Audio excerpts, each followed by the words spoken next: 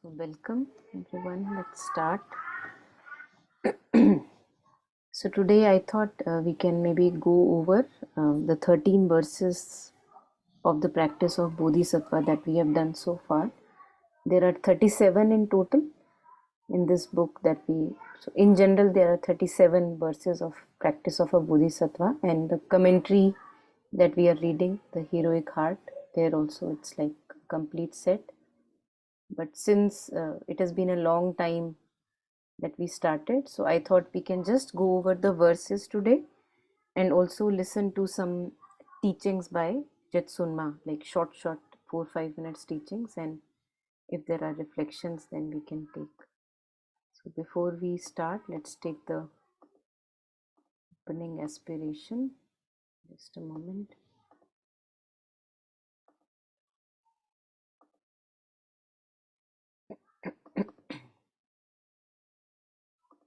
Yeah.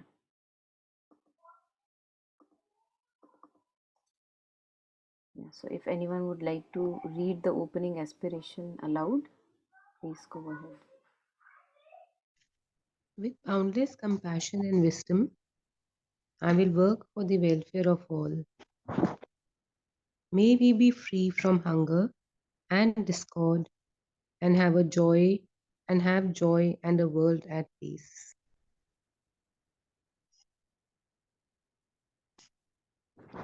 Thank you. Yeah, so starting with verse 1, we are just going to go over the verses, so one by one we can read these verses and in a sense take their whatever reflection or meaning comes to us. So this was the first one that we started with, making life meaningful. Would anyone want to read just the verse? Yeah, I can read.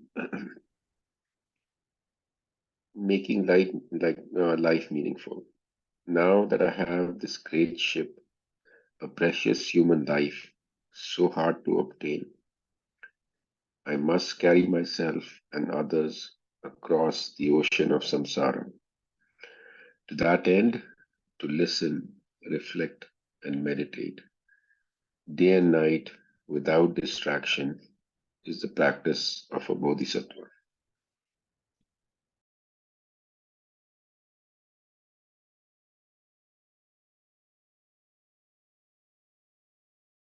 You just wanted to read the verse, right? Yeah. Not the. Thank you. Okay. Okay. So we can just look at these 4 lines.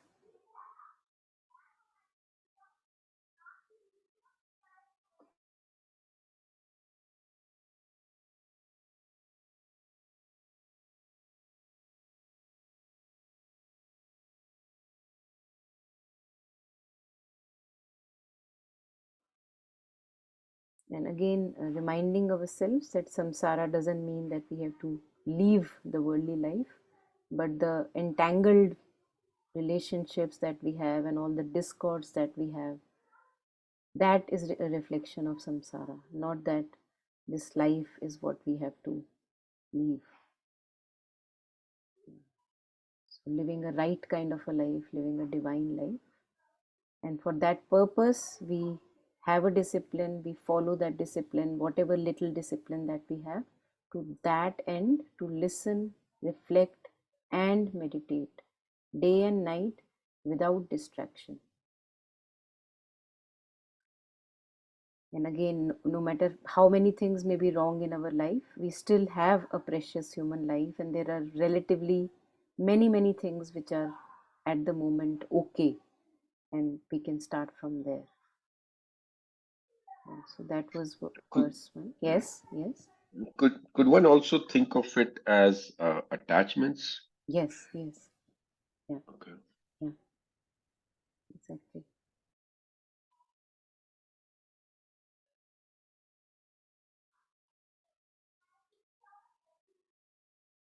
Yeah. If there is anything on this, please share, and then we can move to the verse number 2.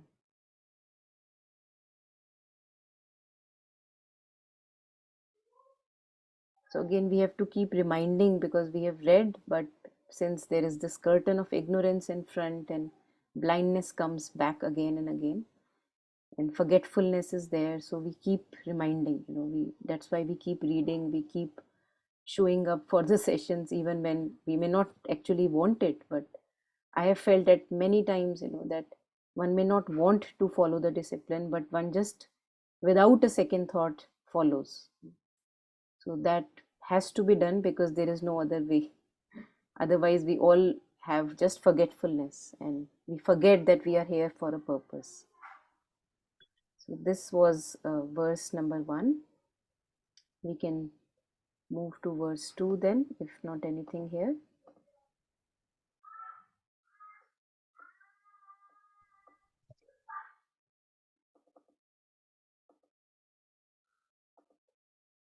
Yeah. So this is verse 2. If anyone would like to read just the verse for us, please unmute and read. Topic and the verse. Abandon attachment and aversion. In my native land, waves of attachment to friends and kin surge. Hatred for enemies rages like fire. The darkness of stupidity, not caring what to adopt or avoid, thickens. To abandon my native land is the practice of a bodhisattva. Yeah, thank you. So again, reflecting back on when we were reflecting on this verse, native land doesn't just mean that, I have to abandon all the relationships, not really that, but the land of ego consciousness. That is my native land, that I've been used to that floor of my consciousness, and I have to rise above that. I have to transcend that, because as long as I live as identified with the ego consciousness, I will have as a byproduct attachment and aversion. There is no other choice that I have. So this we were reading in Synthesis of Yoga also, that beautiful passage from, I think, Liberation of the Spirit, chapter Liberation on this of the Spirit, where Sri Aurobindo shares that as long as this ego consciousness is there, it is impossible to find a kind of a harmony and unity within ourselves and amongst ourselves. So to abandon that floor of consciousness, which is that belief in this little self called me, and then there are the others. So it says, in my native land, waves of attachment to friends and kin surge. All of us have gone through these experiences where wherever there is attachment, we want that person more and more, and we want, again and again to repeat that pleasurable experience. And wherever we have a dislike and aversion, where we have hatred, or if not very intense hatred, we have some kind of a repulsion that is there to those people and situations. So hatred for enemies, जहाँ पे अपने कोई प्यारे हैं वहाँ पे अपने कोई दुश्मन भी होंगे ही होंगे. It's just like a byproduct.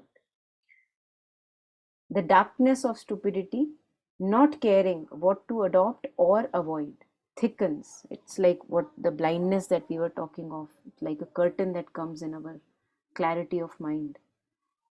To abandon my native land is the practice of a bodhisattva. So, in other words, what Mother says, that in this path you have to slowly abandon all the likes and dislikes and preferences and desires, all those we have to step back from, because that is my comfort zone, that is my native land. Yeah, so that was verse 2. Any more thoughts on that before we move to verse 3?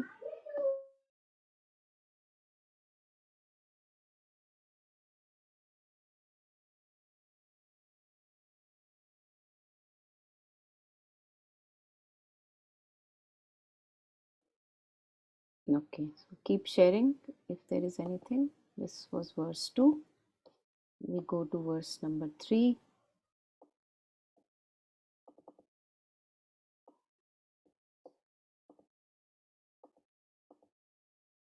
Which is benefiting from solitude. Yeah. Would anyone want to read?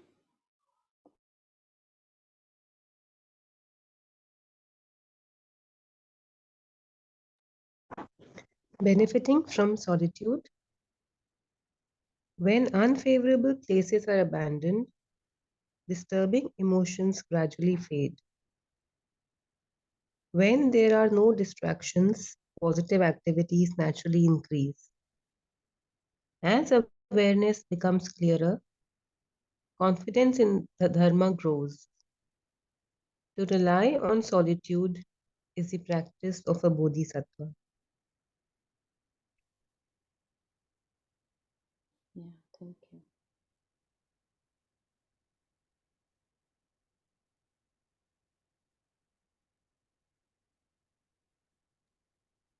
So again, being our bestest friend and knowing what is good for us, what is not benefiting us anymore. Yes, Vishal? I was just thinking, and I have joined this late, but I guess the way I would read the solitude is inner solitude, right? Like in the world, we can, because most of us, if we are living surrounded by people, I mean, physical solitude is hard.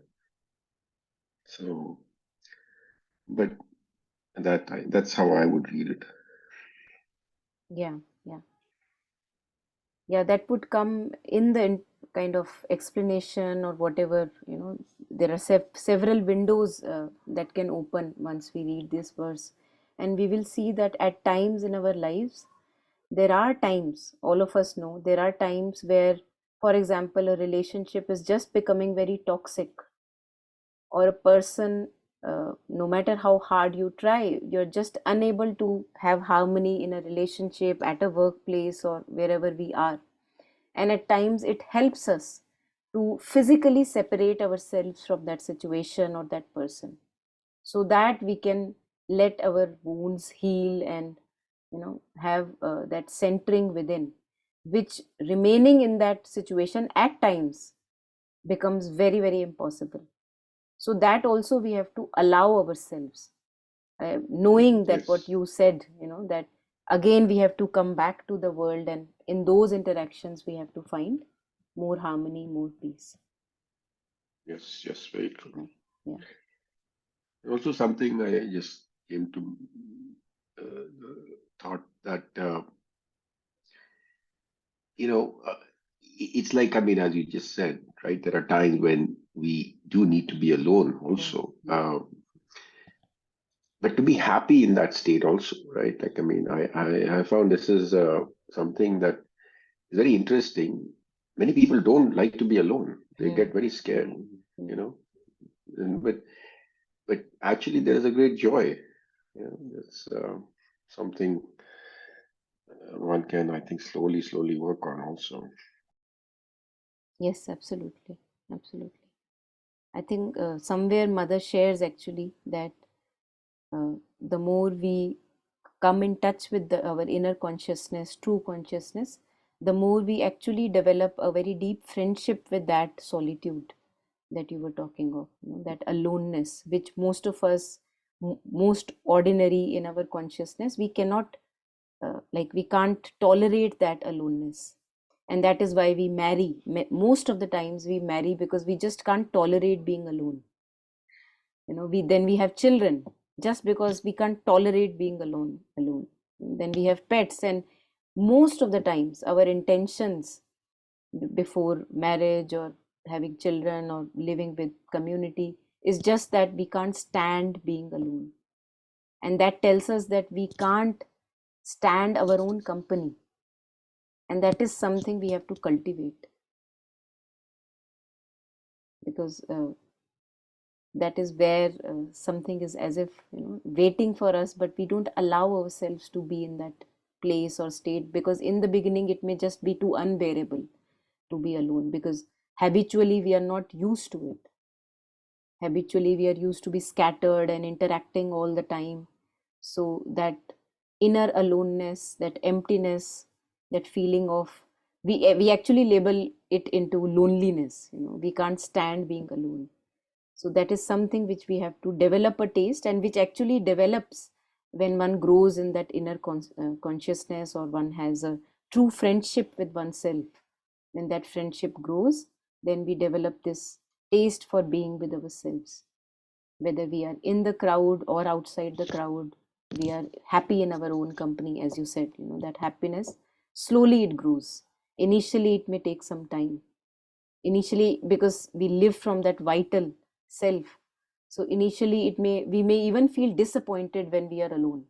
Many of us who are very social and used to socialize uh, a lot, we actually feel disappointed and our energies goes down when we are all by ourselves. So what we have to do is, because old habits die hard, then we go out to shop or maybe entertain ourselves watching a movie, which is okay. It's all part of the process. Just because old habits die hard, because all the energies, the vitality I get from those old habits of chatting with a friend or chatting with a relative, or connecting with some social media, that gives me energy. But then slowly, as we change our tastes, that then this friendship with ourselves, or whatever constructive that we do in that time with ourselves, that gives us energy. So the source of energy then changes as we grow in our true consciousness. So it's a signal, Mother has said. The more we like that aloneness, and of course, as you initially said, that so the more we are comfortable with our inner being, the more we can actually throw out ourselves in work also. As Mother says, in work we have to find our true repose.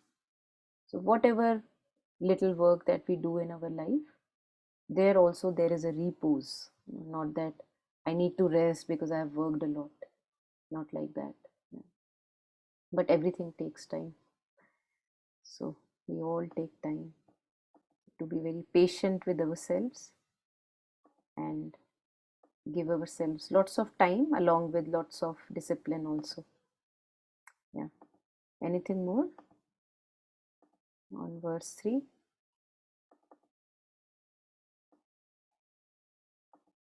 Okay, so taking up verse 4 then, remembering impermanence, a very important one. Yeah, would anyone want to read?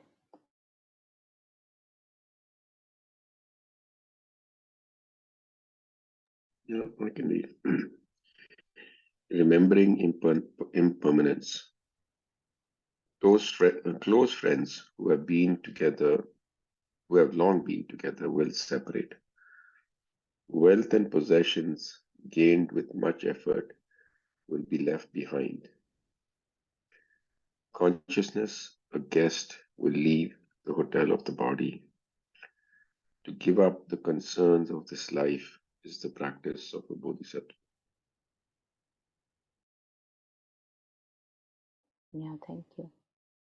So I'm remembering Mother's words, where Mother says, never, never ever depend on anything else but the divine. Because at times when we depend on these things which are material, including people in our life which are also material, like they are at times there, at times not there, changing. So if we make those situations and people of this worldly life our ground, then one day that ground is taken away from us, and then we fall on our nose, and Mother says at times it hurts very badly. So to have ground in a groundlessness, to know that there is no ground, means, in other words, we can have our ground in the divine, infinite, groundless. So all these things come and go, good situations come and go, good friends sometimes are physically close, sometimes are not physically close, our children, good work situations, places that you loved very deeply, there's at times there, at times not there, you're out of that place. So we can't depend for our happiness on those impermanent things, because it is fleeting. Time means change. So, and most of the times we are concerned, last line is to give up the concerns of this life. Most of the time my concern is that how can I make it stable? that this relationship never wavers. But that is like, making a castle in a quicksand. So all the time the mind is engaged there, busy with all those insecurities. And if we have done that enough, if we are convinced, all of us, with all our life experiences, then we can realize that there is no point keeping us so scattered, so scattered. And then an ingathering can happen. We can live a more collected and ingathered life, knowing that everything is fleeting, is impermanent. So when there is joy outside, we can enjoy. When there is sadness, that is also part of game, or change of events, that is also part of game. Yeah, anything here on this verse, anyone?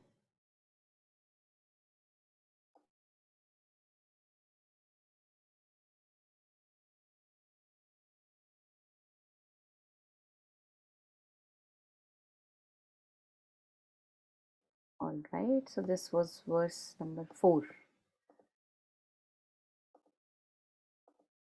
And then we take up verse number 5, valuing good company, valuing good friends. I'll read that. Valuing good friends. In bad company, the 3 poisons grow stronger. Listening, reflection, and meditation decline, and loving kindness and compassion vanish. To avoid unsuitable friends is the practice of a Bodhisattva. So I can't remember really what all we must have discussed, but one thing which comes to me here right now is the baddest company usually in a very ordinary state that we give ourselves is of our mind and loopy thoughts. That is the baddest company that we can give. Most ordinary, usually.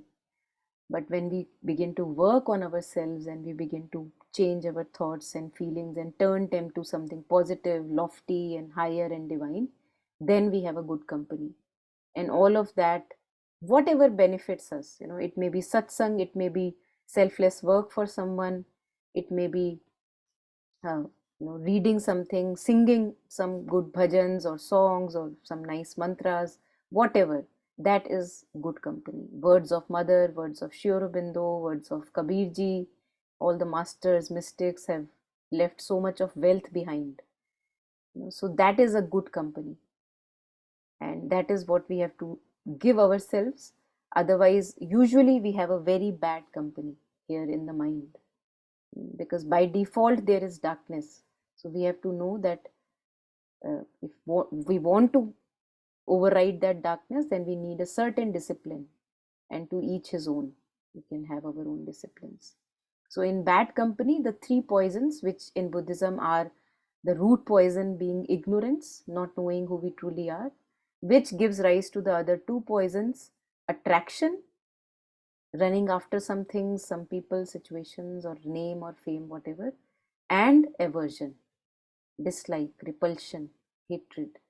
So, ignorance being the root poison, I don't know who I truly am. I consider myself this false ego personality, this little limited self.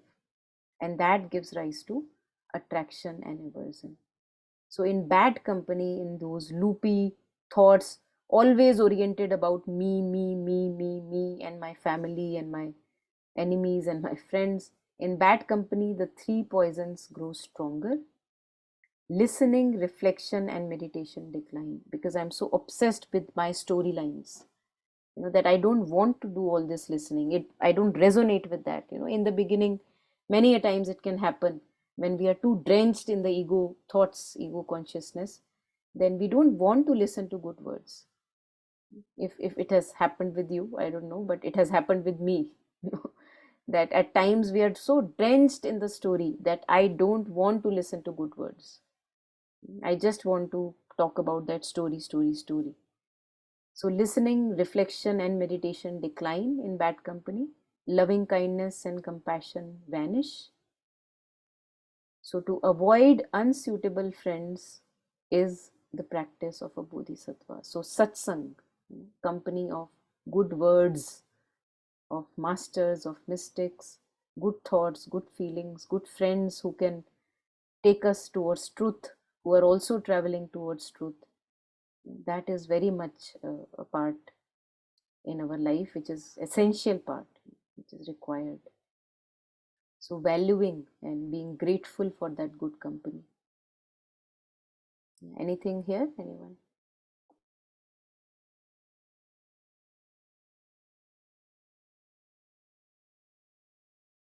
Okay. I think somewhere, I think maybe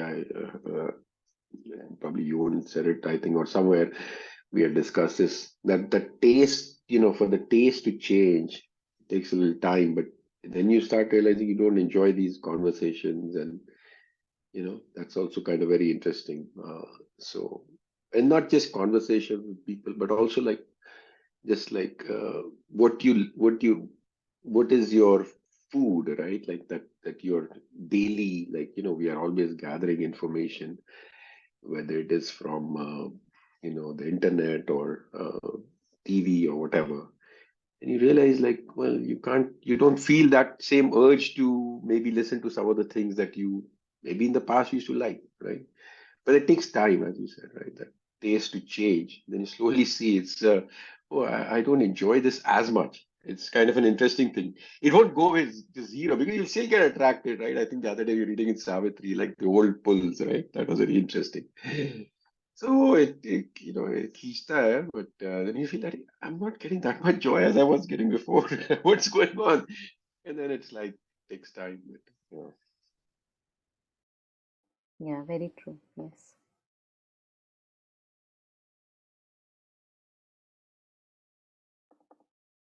Yeah. So let's take up verse 6, relying on spiritual teachers. Would anyone have the capacity to read?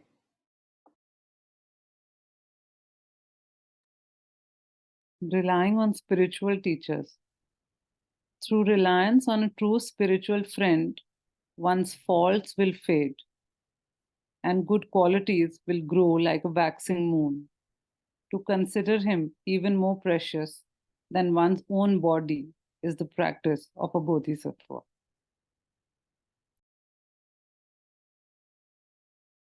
Yeah.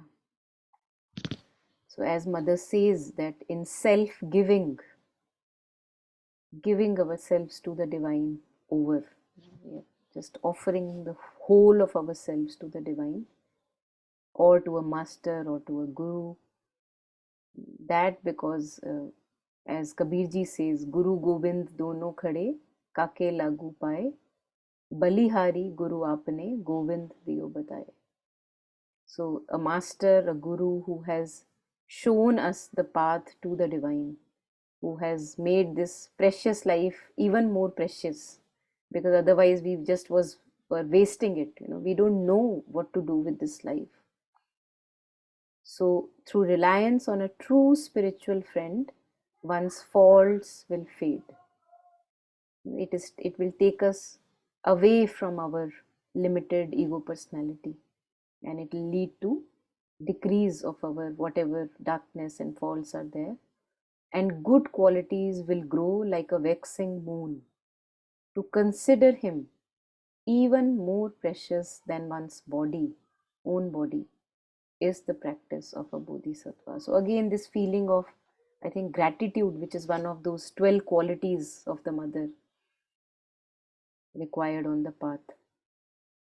Gratitude, because most often than not what happens is that we use all the teachings and everything, but we just use them like a stepping stone, and when our the phase is over, we just kind of at times we kick it away.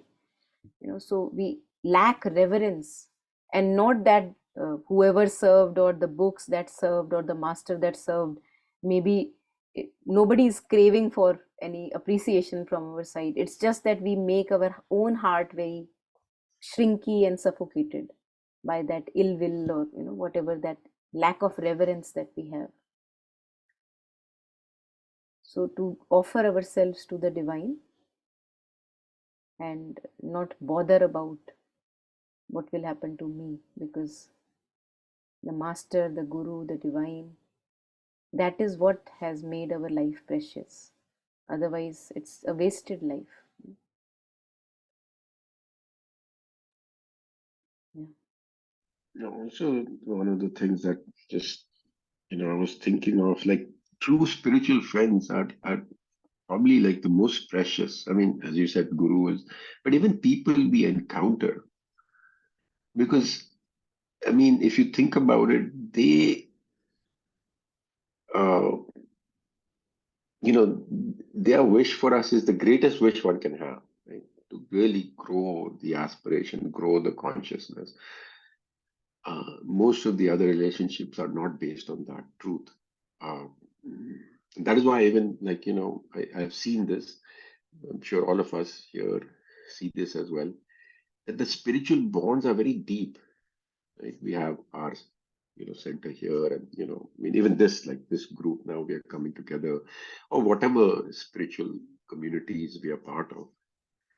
Those bonds are very deep because it is based on much higher truth. I think Mother also said this somewhere. Like the deeper, I think, where she talks about even marriage, that is the like different levels. There's physical, vital, mental, and spiritual. She says the highest. Right? Those are also the most strongest, the most enduring. Yes, yes. Yeah. In Kabirji also there is one couplet which now getting reminded of. He shares, बंधे को बंधा मिला, छूटे कौन उपाय, कर बंदगी निर्बंध की, पल में ले छुड़ाए. So usually we are very sticky, and in our friendships also we it's very rare that we want real true good for a friend. Very rare. I'm not saying that it's not there, it's there, but I feel that it is very rare because somehow our ego becomes very attached everywhere since we are very sticky beings.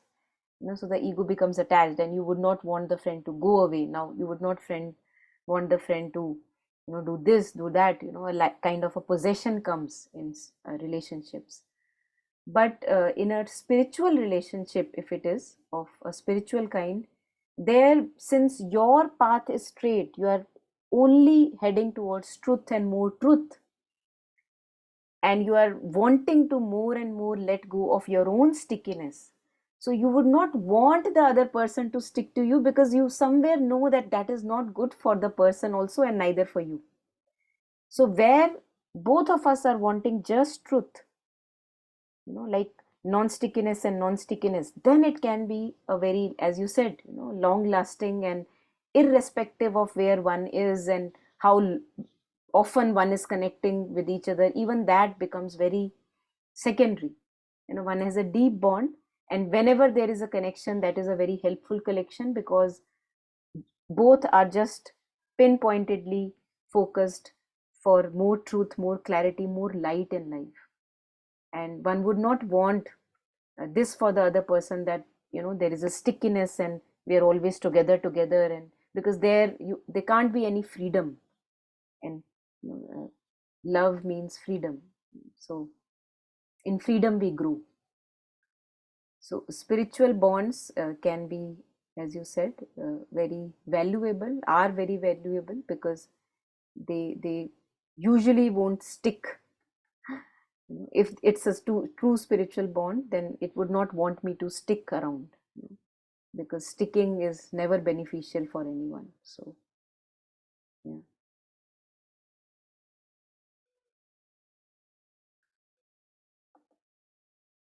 Okay, so this is verse 6. Then we can take verse number 7 shortly. Going for refuge.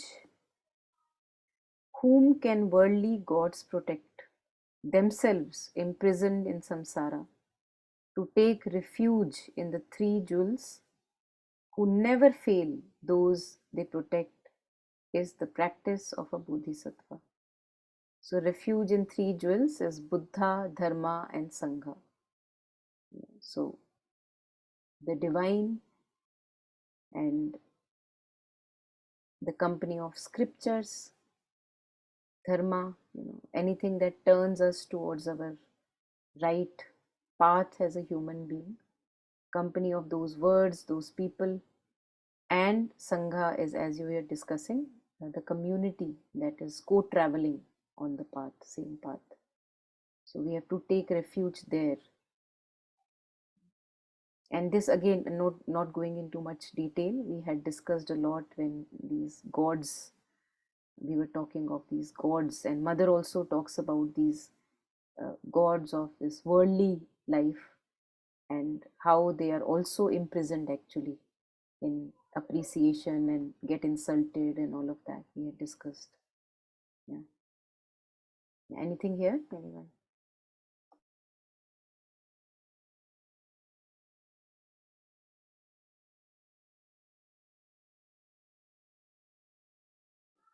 Okay, so moving on. Verse 8.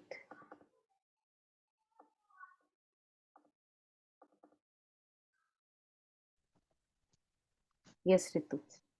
Valuing virtue, the Buddha taught that the unendurable suffering of the lower realms is the fruit of unvirtuous actions. Therefore, to never act unvirtuously, even at the cost of one's life, is the practice of a bodhisattva.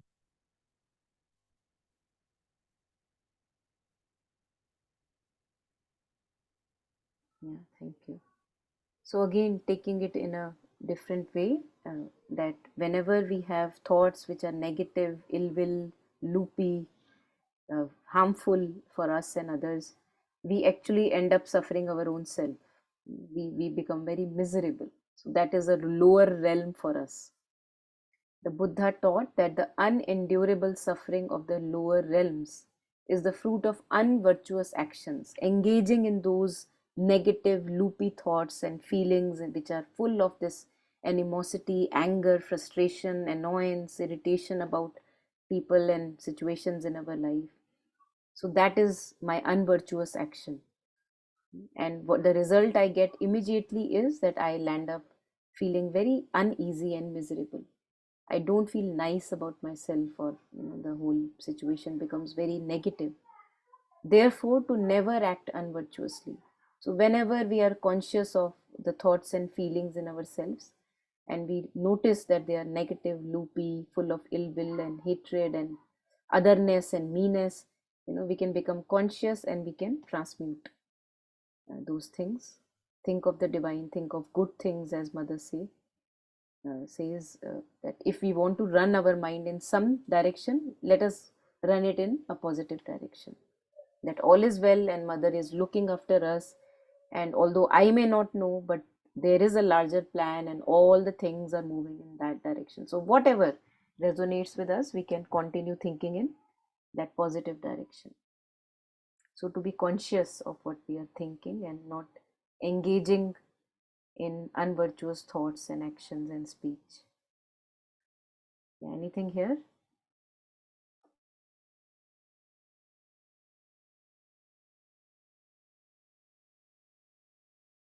Okay, so that is verse 8.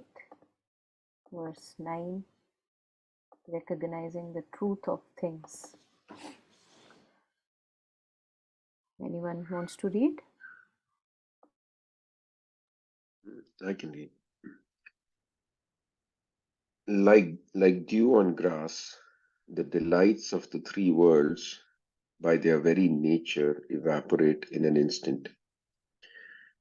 To strive for the supreme level of liberation, which never changes, is the practice of a bodhisattva. Yeah, thank you.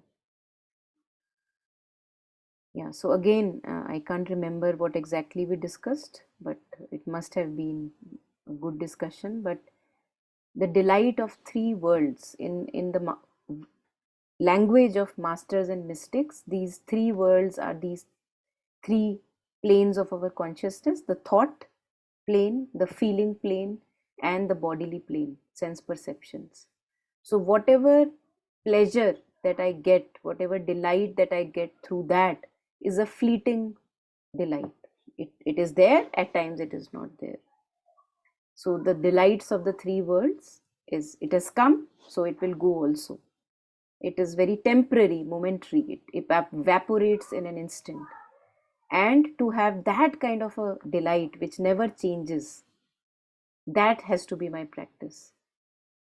How to have that delight which is our birthright. We are Satchidananda. How to get in touch with that inner delight, so that I don't have to depend on the delight from all these momentary coming and going stuff. So that is my practice. Anything here? Anyone?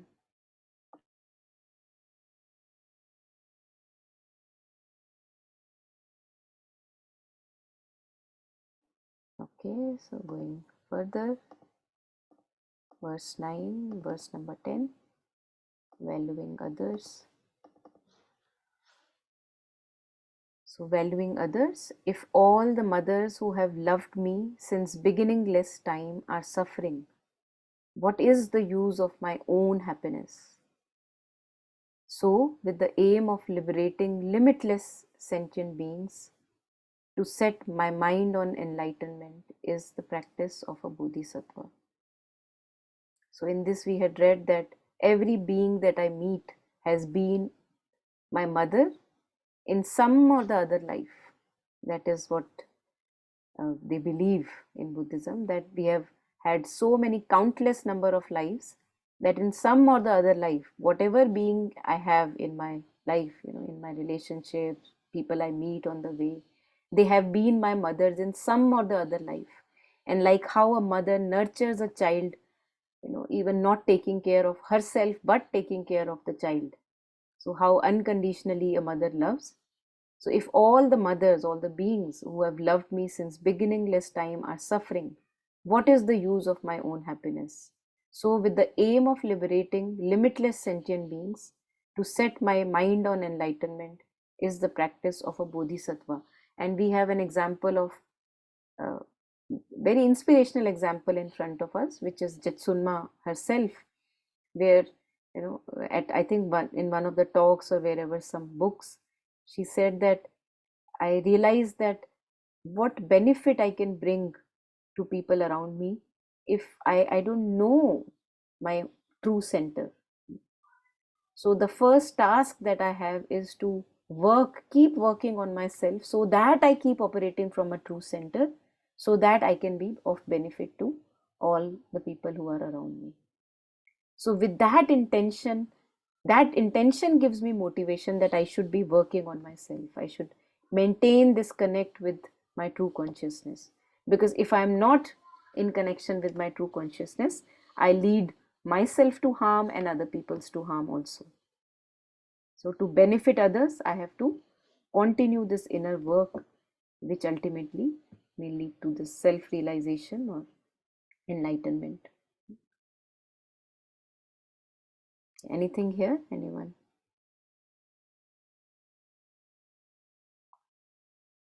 Okay. So verse 11, which is practicing kindness and compassion. Anyone willing to read? Yeah.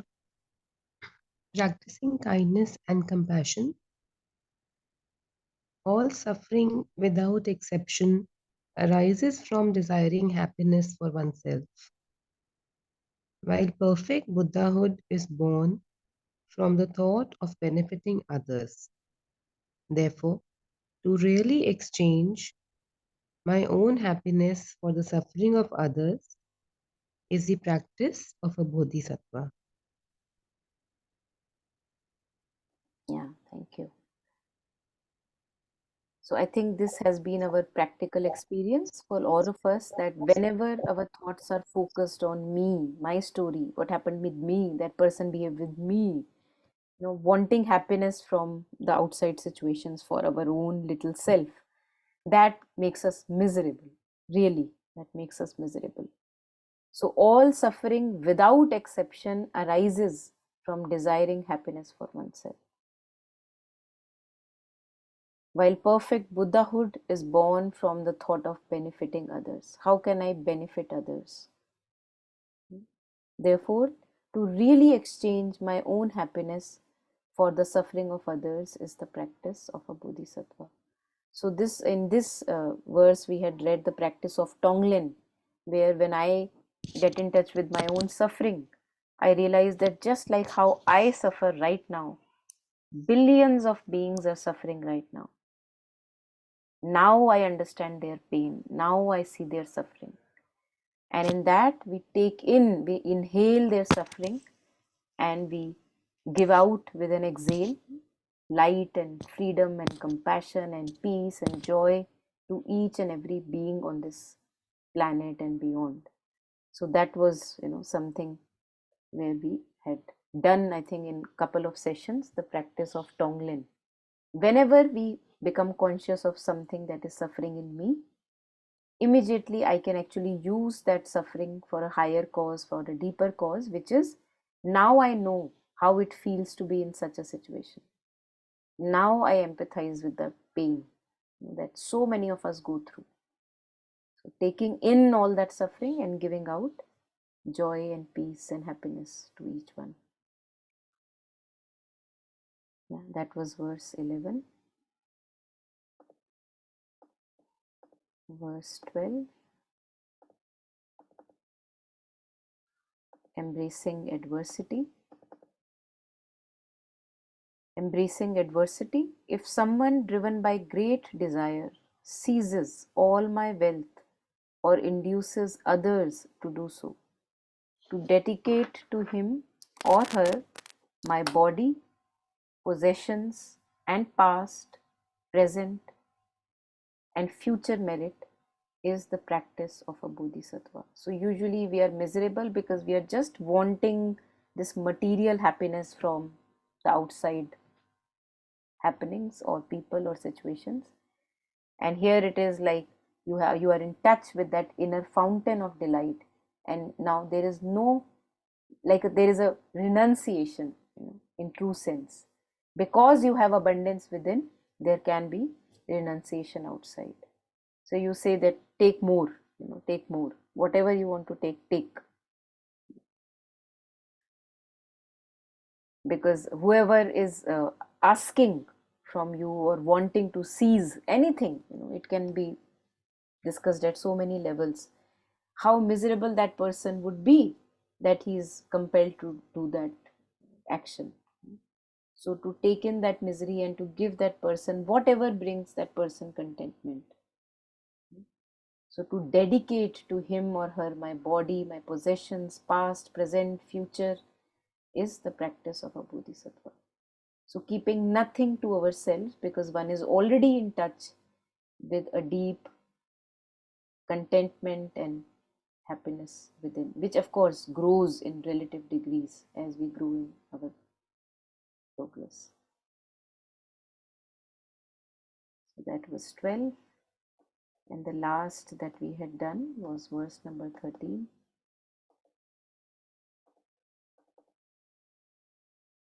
Bringing suffering onto the path. Anyone would like to read?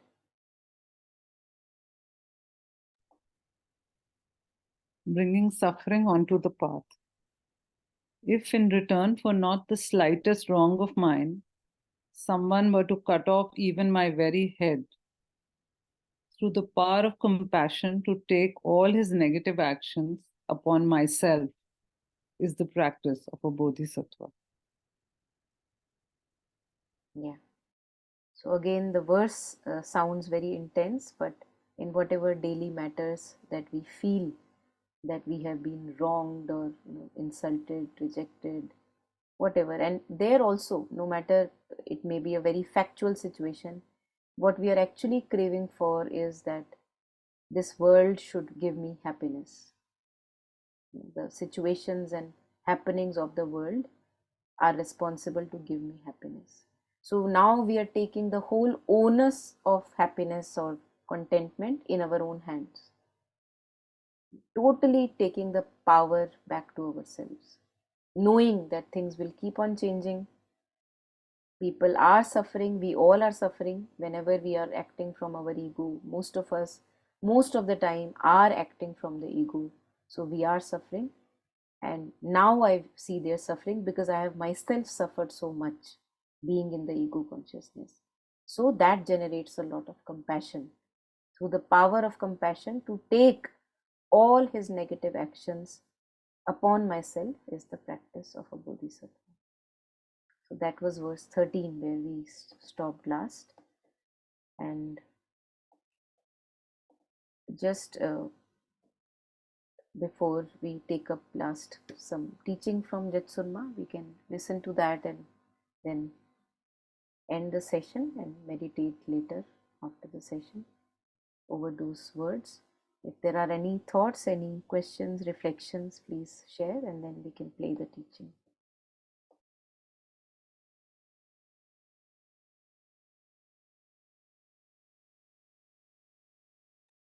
Yeah, Monica. So all these verses are really difficult. So in Buddhism, like the monks, do they have to go and live in seclusion and then follow all these? Or in Buddhism, you can have your regular life and then you can still follow these. I mean, living a regular life and then following these seems to be a little, not a little, but very, very difficult. So I think it must be helping to renounce everything, and then like we see monks and then they're following these. So in retreats. Yeah, I think this commentary that we have, that we are reading, The Heroic Heart, it is a very modern commentary. And Jetsunma very well knows that most of the lay person like us, we are not monks, we are not nuns, we are living in our families, have relationships and workplace and everything, not living in seclusion. So she's aware that we are reading that book, most of Mhm. us, right? So Yeah. that is why the commentary also, if we have seen, so far, it doesn't say that you have to become a nun or monk and live in seclusion so that you can practice these verses. तो ऐसा कहीं पे भी हमने कहीं भी नहीं पढ़ा अभी तक कि ये इसके लिए seclusion जरूरी है, because she knows who she is talking to. It's a modern commentary. But earlier, in earlier times when these verses were written, that is where I think you may be resonating that it is maybe meant for those categories of people, because they were written for monks and nuns. Yeah. So at that point of time, some other interpretation must have helped. But in this time where we are reading and most of the lay people are wanting to turn to spirituality, it is a different interpretation that we would be taking home, so that in living in our relationships and workplace and everywhere, being engaged in all that, yet we can practice some or the other lines of these verses and make our life better and benefit others around us. So it is not necessary uh, for seclusion Yeah. or being a monk. Practically it's And very also, difficult. yeah, Yeah. difficult also, but what we were reading actually, most of Mhm. the verses are for a high level bodhisattva. And this Yeah. Jasunma also shares that these are hard Okay. things, Okay. challenging things. He has said in the commentary. But we take whatever little that right now Mm-hmm. I can practice. That is enough. Yeah. Whatever little. Yeah. See, especially the verse which says that even if somebody's done harm to you, you Mm, offer your life. mm. So actually, if you practically think about it, I don't think I can ever do it. Yeah. Yeah. So that is why Jetsunma shares that forget about all of that. She shares just have a good heart. Yeah. Be kind. Be delightful. हाँ. और अगर मान लो किसी ने आपको torture किया, कुछ हो गया, गड़बड़ हो गई, है ना? So Mm-hmm. to know that even that person suffers when, if somebody does harm to us, let us say that somebody has done harm, that person also suffers in his heart by doing harm. No one can be happy doing harm. So may that person's heart also get peace and sanity, and may my heart also get peace and sanity. In that moment we can pray. So this is having a good heart. Yeah. इतना तो हम कर सकते हैं ना, और कोशिश I think it's कोशिश कर सकते हैं. Yeah, please. नहीं, I think इसमें we talked also last time, and you know, at least the way I see it, and again, everybody's interpretation can be different, the way, but to me, I think we often confuse non-violence with physical non-violence. I mean, I think that I have said it best from Sherban also, कि उसमें मतलब you cannot have hatred in your heart. Now you may still need to slay. That's the difference I see. So, you know, when you say from a bodhisattva standpoint, I mean, maybe they would not do that, but it is perfectly okay to to fight back. In fact, I think many times we have to, but without the resentment, without the hatred, knowing that this is the action that needs to be done, right? So I think that is also important. One doesn't have to take. I think हम लोग we interpret this, of course, you know, and I think sometimes one may interpret it in a very extreme way, which, you know, nobody would want to say, okay, I will let you kill me. You know, I mean, that is like that. To at least I agree with that as well.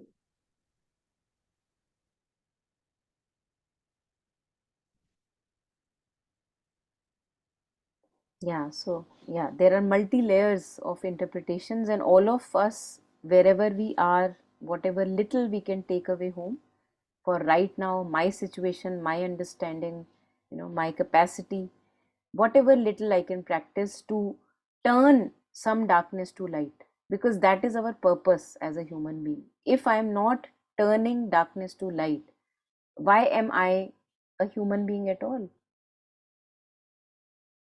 I am just eating, eliminating, reproducing. An animal also does that.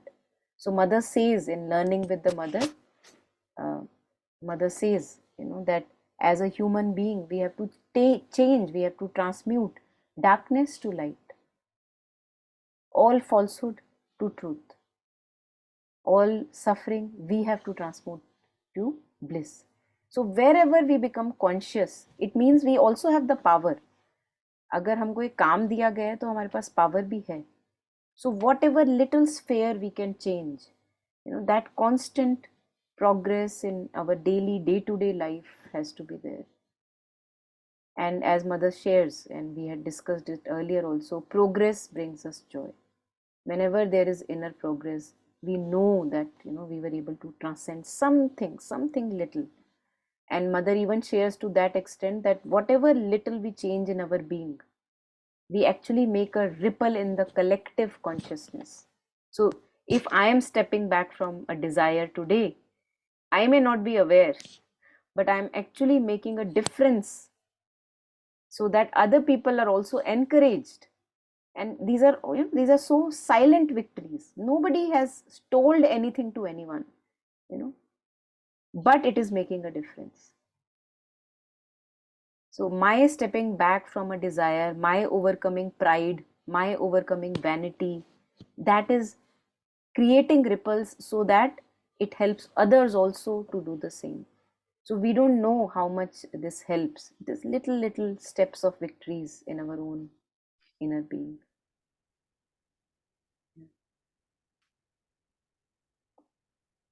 And that is very beautiful. When you were saying that, I was just reminded that I think Mother says the best way of changing others is to change yourself. Mm-hmm. So Yes. that I think is very true. Yeah. So let us listen to a few minutes of this teaching. This is Jetsunma reflecting upon teachings of Gampopa. You know, there are 5 of these sessions online. Jetsunma, the 4 dharmas of Gampopa. It appears in the beginning that it is just very, you know, maybe very intense Buddhism, but it's very practical when we actually begin to listen to these talks. So let's hear a few minutes, maybe 4-5 minutes, and then we can end. Breathing.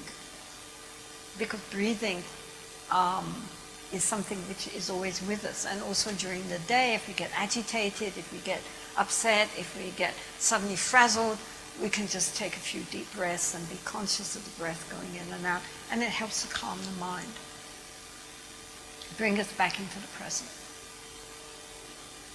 So he therefore also, apart from breathing, he recommended the 4 postures: standing, sitting, walking, and lying down, that we should know when we are sitting, we are sitting. When we are walking, we are walking. So again, during the day, this is very useful because first of all, we're always breathing, so we can always be aware of our breath. We don't have to look for it. There it is. The moment we think about our breath, we're with the breath. The moment we think about our posture, we're with the posture. So while we're walking down the street or walking down the corridor, climbing stairs, we either know that or we don't. We're either aware of the body or we're not. Where did I leave my keys? Where did I put my glasses? I know I put my hat somewhere. You know? Unmindful.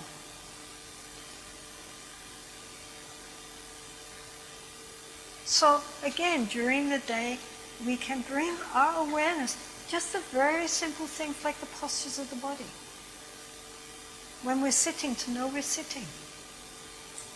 Walking, we know we're walking. Standing, we know we're standing. And that also develops this ability to be aware, to be conscious, to wake up.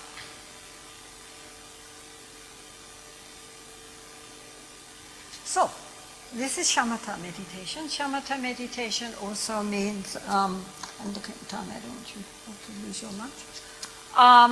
Shamatha meditation also means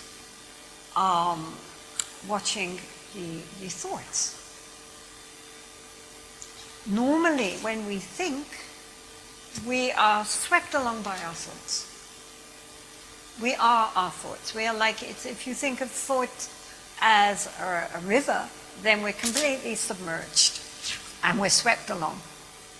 We and the thinking are the same.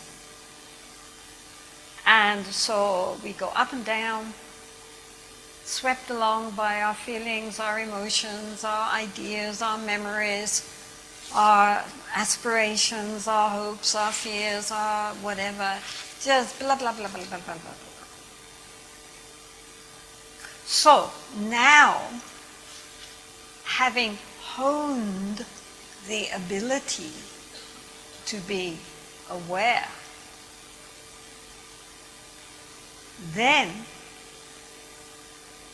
we turn that awareness onto the mind itself.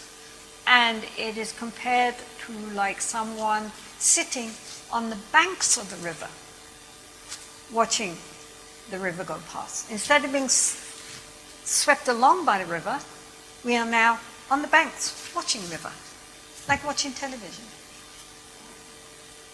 And like television, so boring. Very repetitious, same old soap operas being replayed again and again. Oh God, this is my mind. People get depressed. Because normally we are so caught up in our mind, we don't recognize actually how very uncreative our mind normally is.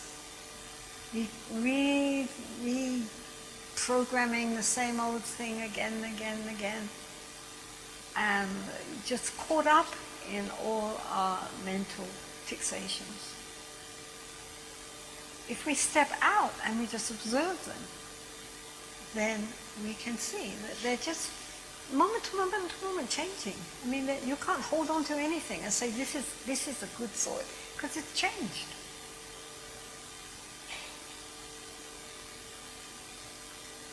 In doing this, and in all meditation, one should be at the same time very relaxed, not tight. Very relaxed, very spacious. When I was for many years I lived in this Himalayan valley called Lahore. And below where I lived there was this meadow. And so in the summertime, the shepherd would bring up the flocks from the various villages. He would go around and then he would bring up, collect all the sheep and bring them up. And often he would be on that meadow. And he would bring the sheep up, and then there was this rock, and he would sit on the rock, get out his bottle of beer, lie out, and just lie there watching. And so the sheep would scatter and, graze. And by the end of the afternoon, they would all have just had enough to eat, and they would just be lying there, quiet. And then he would come down, round them all up, and take them down.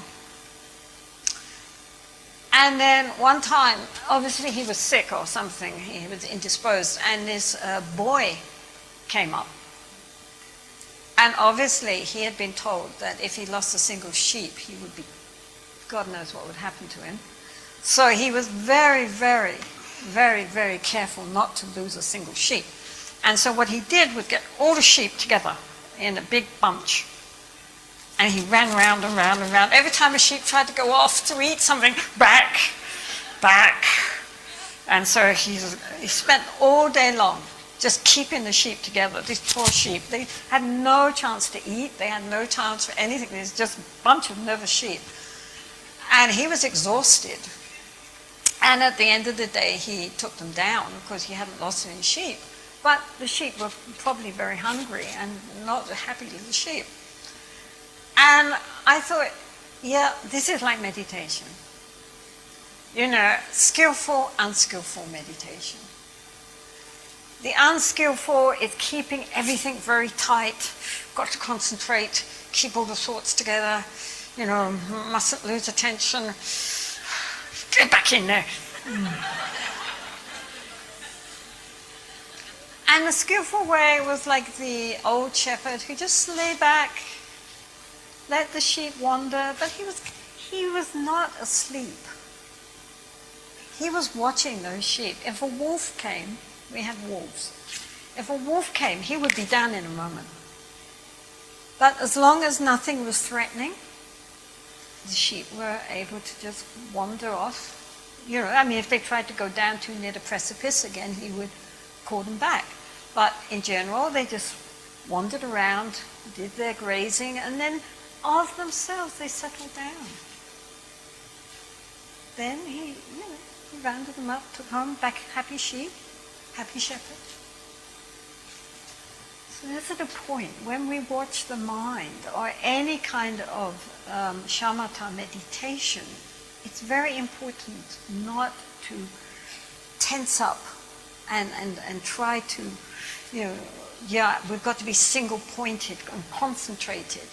And so therefore there's this inner tension that anything might get out of hand and go off somewhere that I haven't noticed. Got to be attentive. So it's not like that. It's this open, spacious awareness of what's going on. Then, of itself, the mind begins to slow down. We don't have to try to. The thoughts are not an enemy. It's very important that we shouldn't think that thoughts are the problem. It's not the thoughts that are the problem. It's our lack of attention that is the problem. And the fact that we're swept along by our thoughts and we identify with our thoughts. This is me. This is who I am. This is my problem. This is the trouble. This is why it's very important to learn how to observe the mind. Everybody, I'm sure the Buddha somewhere said it, but certainly Padmasambhava, Milarepa, and Tsongkhapa, and everybody else said, the essence of the practice is to observe the mind.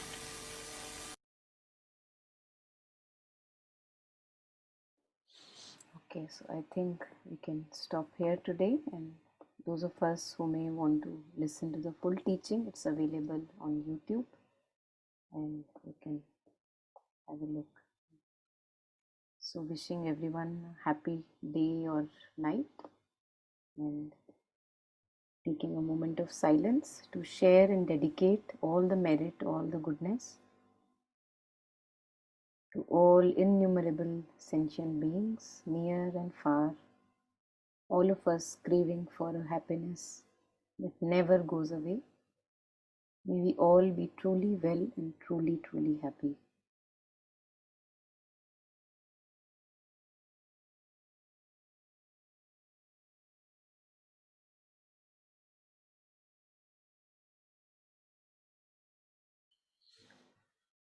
Thank you. Thank you, everyone.